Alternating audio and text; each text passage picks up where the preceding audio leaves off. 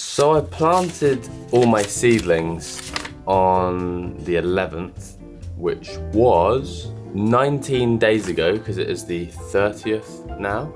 Anyway, let me show you how all these things are growing, because it's quite impressive, I think. Everything has grown so much. This is what I'm super proud of. Look at all of these. They're all tomatoes. There are 3 different varieties all there. They're actually producing like their proper leaves, because the first 2 leaves that come up after the seed is planted are like the seed leaves, and then afterwards you get the proper tomato leaves. Anyway, they're looking really good. Some of the plants I'm going to keep inside this box, like the tomatoes and chili peppers. They need it warm, and also the basil, I'm going to keep it under here. They need it warm for a bit longer, but there's some things like beetroot and sugar snap peas which I've actually moved into the garden already, and I think I'm actually going to transplant the sugar snap peas today. I'm going to put some bamboo posts in the ground, plant the peas so that they can climb up the bamboo. I've never been able to get basil seedlings to grow this well, to be honest. Last year and the year before I tried, but failed. They sort of seem to germinate and then just die. But these give off such a strong smell. It's amazing. It just reminds me of pizza and summer. Those I'm probably going to put into slightly bigger pots at some point soon, and then put them back underneath this grow light because it's really nice and warm, and basil likes it warm. Let's go into the garden and plant the peas. I can't actually quite believe it. It's not raining and windy and horrible. I'm gonna make the most of it and plant my peas this morning. There's these 3 sort of raised beds here, which previous tenants of the house built. My only concern is that the sun comes from over there, and I'm not too sure how much sun is actually gonna reach these beds, especially the back one, because it's quite near the back wall, and I'm not really sure, how much sun we're gonna get. Anyway, first step is just gonna be putting down a thin layer of compost.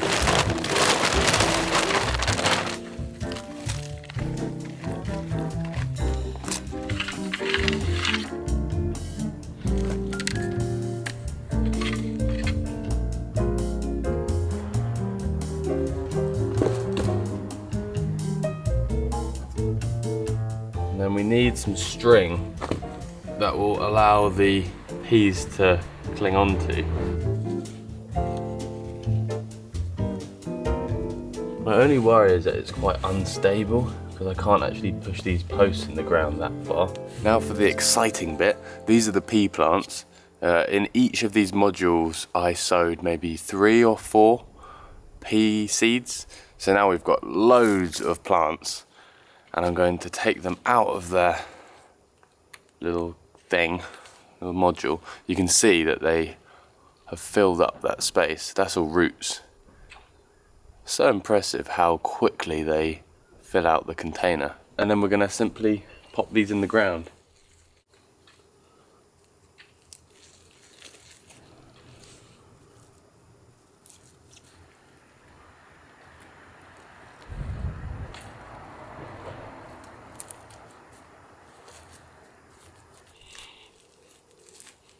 So I've planted 7 groups of sugar snap peas, and it looks quite nice at the moment, and if we're lucky they will grow up nice and tall, flower, and produce us loads of little seed pods that we can eat. However, I'm not too hopeful that this is actually going to work, because we have a serious slug problem in this garden. Pretty much everything in this garden gets eaten by slugs in some amount, and sugar snap peas are pretty tasty for slugs. Yeah, I'm not too hopeful this is gonna work. Anyway, I got some of these slug wool pellets from the garden centre, and I'm gonna give them a go. I think you basically put them around all the plants, and then the wool pellets draw the moisture from the slugs, and they don't like that. If this actually works, then I'll be very, very impressed. However, nothing has worked so far against the slug problem here. That is a whole bag of these. Well, there we go. We'll check in with these in a few days and see if the slugs have eaten them, because I'm pretty sure we'll find out quite quick whether the slugs like them. And if the slugs eat them all, then at least I've got a few more plants to plant in their place, and we'll give it a second try. Good luck, plants. Please don't get eaten. Be safe out there in the big wide world.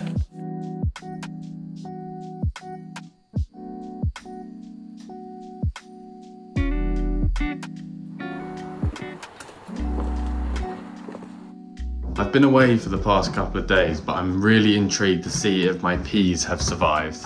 I'm gonna go in the garden now and check them. I'm almost certain they are gonna be eaten by slugs.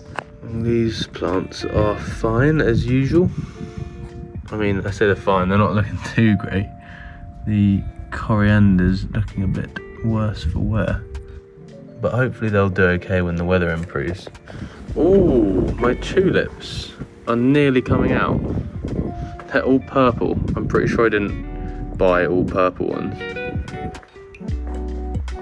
No way. They look intact. There's no damage whatsoever. I can't quite believe that. Now, from my previous couple of years of sugar snap pea growing, the more they grow, the better. If they can grow to a big enough size without being destroyed by slugs and snails, they should be okay. It's when they're really small, when they're very vulnerable. So hopefully, these are gonna be okay. Yay, I can't quite believe it. All the peas, they're like, it doesn't look like they've been touched at all. I think the wool pellets actually worked. Let's hope they continue to grow without any slug damage. If we look inside the grow box, you'll be able to see that everything is growing rather a lot. And I actually need to repot some of these plants, especially the basil. The basil is outgrowing its little module tray that it's in. And also the chilli plants, I need to pot them on. I mean everything, to be honest. Even the tomatoes need separate pots. I don't know if there's going to be enough space in here once they're all in separate pots, but we have to do it to give them more space. Now, my YouTube videos that I have been uploading for the past few years have all had one consistent theme, and it's that they're all about me learning new things. I really enjoy learning new skills. So quite fittingly, the sponsor of this video is Skillshare, the largest online learning community with thousands of classes led by professionals within a huge range of topics. I'm currently halfway through a class about cooking. There's a fellow YouTuber also called Alex, and he makes cooking videos. He also has a great course on Skillshare called 5 Fundamental Skills for Kitchen Success, where he breaks down the basics of cooking and presents the lessons in such a fun, easy to understand way. I learned about knife skills, how to gather ingredients, and most importantly, how to use leftovers in the kitchen to avoid waste. If the array of classes is a little overwhelming, then you can pick any of the Skillshare designed learning paths. They are basically hand-picked classes that will help you with your progression in the skill that you want to learn. I wanted to learn more about how I'm going to package and sell my honey and wax products this year. I found a learning path which gave me 3 classes to watch in order to help me learn everything I needed to know. The first 500 people to use the link in the video description will get a 1-month free trial of Skillshare. Good luck with your learning, and once again, thanks to Skillshare for sponsoring this video. Now let's go and plant some plants in the garden. Bucket of compost. My voice went weird. Bucket of compost. And then we've got all the plants that we're gonna pot on. I'm gonna put that basil in a new pot and do these tomatoes as well, I think. And then also chillies and broccoli plants. Lots to get on with. We just need some containers that are slightly bigger that these plants can grow in healthily, and so they have enough space until we then put them outside in probably May time when the risk of frost has passed. So the tomatoes can probably go in these pots. And the basil I'm actually going to keep growing underneath my grow light, and then probably the chillies as well I'll do in there, so they aren't so important. I'm going to fill all the pots up first. I'm really happy with my tomato seedlings this spring. They look really healthy. I think because they had lots of light and lots of warmth right from the beginning, they've done quite well and are healthy. These and chillies and basil like it really warm, so I think they are thriving gonna create a little hole in here. Oh wow. Now you can tell that they need more space. Look at the root ball. They really are in need of some more space. So these will go in here. So these are the tomatoes that I got given from the lady in Austria. So I don't really know exactly what they're going to be like, but that's part of the excitement, I suppose. So that's all of those tomatoes done. And then these ones here are my cherry tomatoes. They all look very similar at this stage, so it's good to label them, I guess.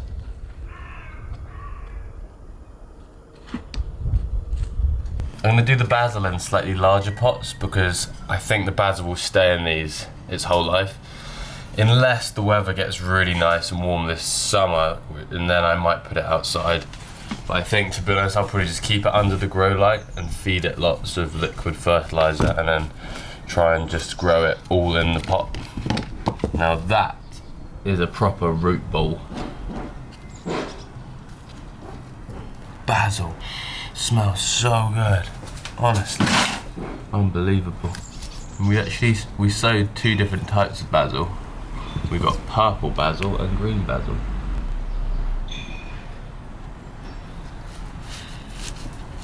I don't know, there's going to be enough space inside my grow box, you know.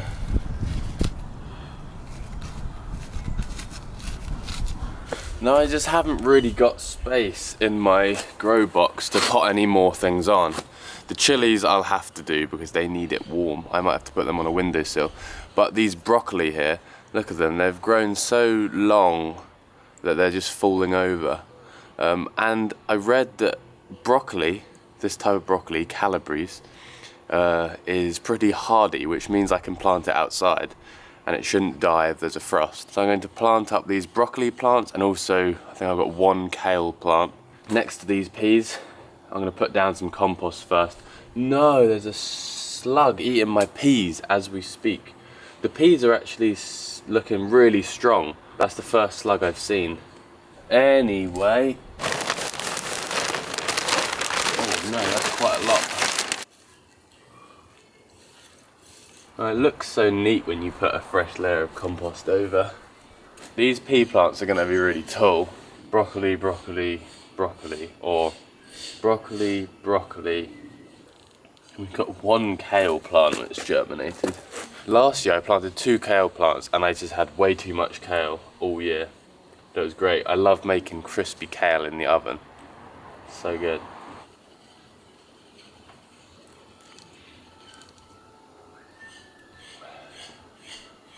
There's another slug. Get out of there. These plants I put down some like wool pellets that apparently stop slugs. There's another slug. I've got some of these slug and snail pellets, which I'm going to put down. Apparently they keep slugs and snails away.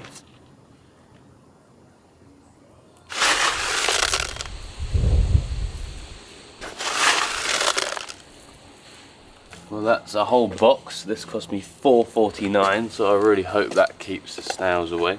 Good luck, broccoli plants. Wish you the best. I don't think they're all gonna fit. I'm trying to grow too many things. I've also got about 20 sunflower plants that my housemate is keeping in here. Yeah, there's quite a lot going on. My basil isn't gonna fit. I might need to put these sunflowers on another windowsill.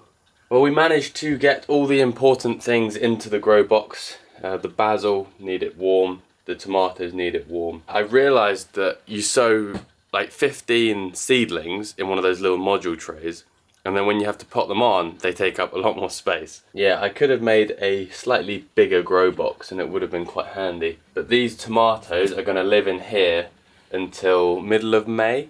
I guess at the beginning of May, I'll start bringing them outside in the day to harden them off, get them used to the colder, windy weather. And then by the summer, there shouldn't be anything left inside this box. And I'm actually glad that's going to be the case, because there is quite a bit of mould starting to form, which isn't a good sign. I'll give you an update in a couple of weeks, I guess, when we'll see how things have progressed, and we'll see if anything eats those broccoli plants outside. See you later, plants. Have fun in there.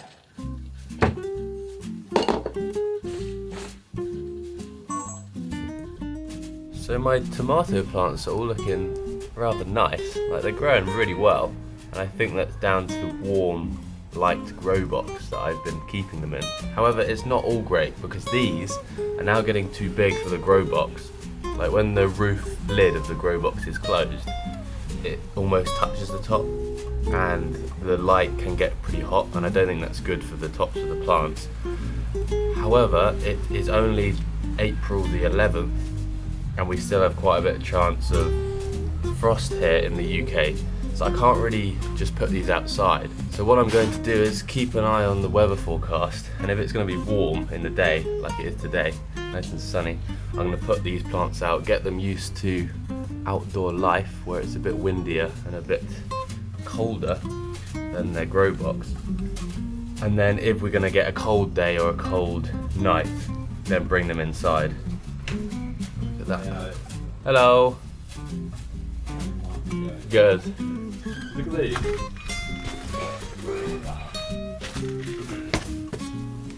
I was just showing my housemates my plants. I'm quite proud of these. Although, yeah, I did mess up. I planted them too early. I should have planted these about 3 weeks later, and then they would have been at this stage at the perfect time for them being able to go outside. See, that's where planning and preparation is really important with vegetable gardening. But it's not that important, but if you want to do it properly, then it is. Because currently I'm left with all these plants and nowhere to really put them. But yeah, what we're doing now is called hardening off, I think. We're basically hardening them off to the outside world, where conditions are a little bit harder to live in. Oh, they're gonna love this sun. I'm trying to keep all the varieties together. So all these ones are the ones that I got from Christine from Austria, and then all of these ones are my cherry tomatoes. Look at that, a honeybee just landed on a cloves peg. I think it's drinking water from it.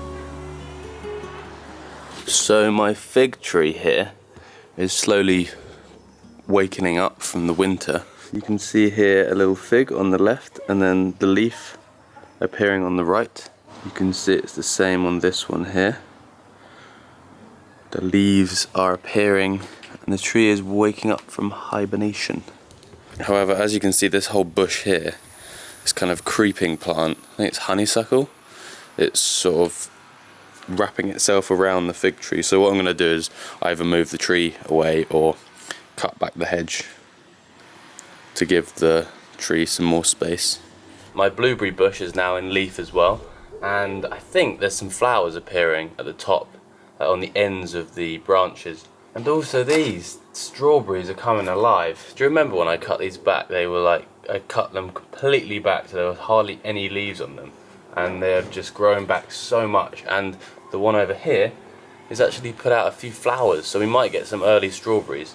Over the past week or two, everything in the garden has gone so much greener and is growing finally, but it's taken a while. This spring has really been slow to get going. Now, seeing as the weather's going to be nice today, I'm going to plant up all these plants here that I recently got from the garden centre. And I've done it again, spent all my pocket money at the garden centre. This is all going to be going in the front garden. I bought these window boxes, which are kind of long, thin. They sit on the windowsill, and it should make the front garden look a little nicer. And then I also bought a couple of these interesting plants to put in a container on the patio. Got a lupin and a sedum. Is that a sedum? Yeah. My dad had one of these in his garden and I really liked it, so I thought I'd buy one for myself. And then lupins, they have these crazy flowers. And when I was in Sweden last summer, I saw so many of these and I thought, wouldn't it be nice to grow one of my own? They also have really interesting foliage. Look at that. So we're going to put this and the sedum in a container and keep it on the patio. So we should have some really nice colourful flower displays this summer. I don't really know what I'm doing when it comes to making these window boxes look nice, but I figured it's a north-facing wall, so the plants need to be shade tolerant. And so I just bought a variety of bedding plants and also a couple of these ferns which look beautiful. So we've got ferns, we've got this creeping jenny, I think that's its common name. This stuff creeps all over the place, so that should be nice, and it should droop over the side of the window boxes. I've got these fuchsias which should grow slightly bigger. I've got anemones, geraniums, ivy, and then even some of these cosmos. These should grow quite tall, I think. Yeah, we'll see how this goes. I'm really not sure, to be honest. First thing I have to do is make holes in the containers, because currently they don't. So I've got my drill, and I'm just going to make a series of holes so that water can drain through.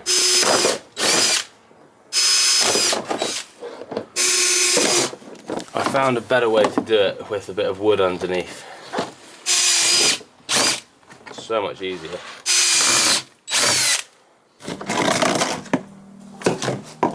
So this is where you can be quite creative with what you put in here, but also where you can probably mess things up a bit. I feel like having something drooping is good to have on the side and on the corner, like that.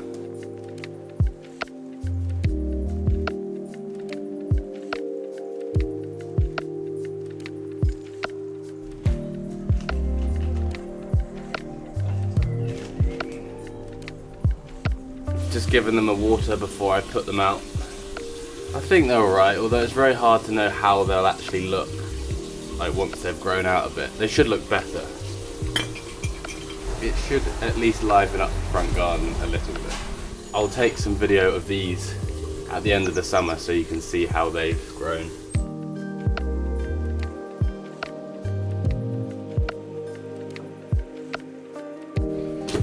Seeing as it's such a nice day, I think I'm going to plant out my potatoes.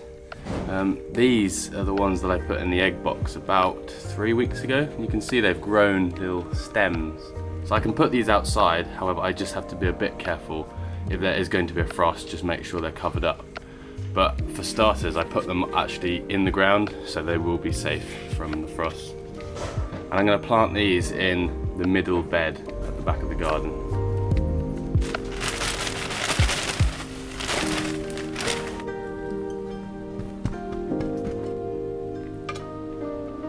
Well, I just had an idea. I was placing these potatoes equal distance apart in this bed, and I realised there's a lot of space in between them. Obviously, when the potato plants get big towards the middle end of summer, there won't be much space. But until then, I figured I could put some of these beetroot in the gaps. I think the beetroot will take slightly less time till the harvest than the potatoes, so these will be done before the potatoes get too big. That's my plan anyway. I'm not sure if that's gonna work. Beetroot are really beautiful. Like, look at the colour of the roots and the stems. So deep, like crimson colour. Is that crimson? Reddy colour. So this is the sort of layout I'm going for. Potatoes in sort of a square pattern, and then beetroot. This is what I like about gardening, is you can just do whatever you like, and then if it doesn't work, then oh well, you can still go to the supermarket and buy some vegetables. And if it does work, well, then you learn something.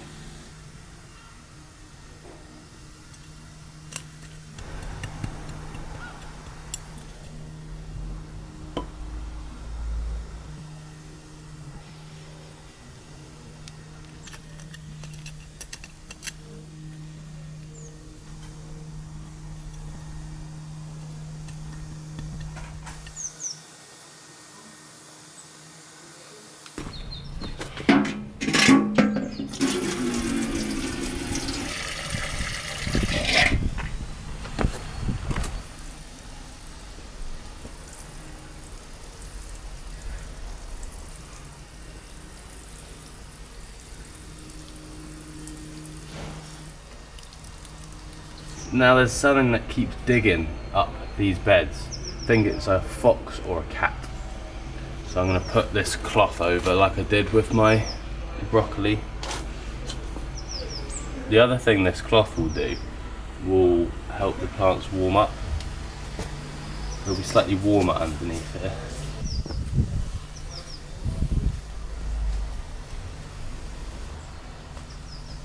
It's crazy how slow everything took to get going this spring. And then all of a sudden, when the warm weather comes, you can do so many things. I've got sugar snap peas slowly making their way up the sticks and strings. I've got kale, broccoli, potatoes, beetroot in the ground, and then I've got obviously all the tomatoes which are growing pretty quick. And they will eventually be permanently outside when the chance of frost passes. So we've got an awful lot of things going. We just need more of weather like this, and everything should grow really fast. I'll give you another update in a couple of weeks.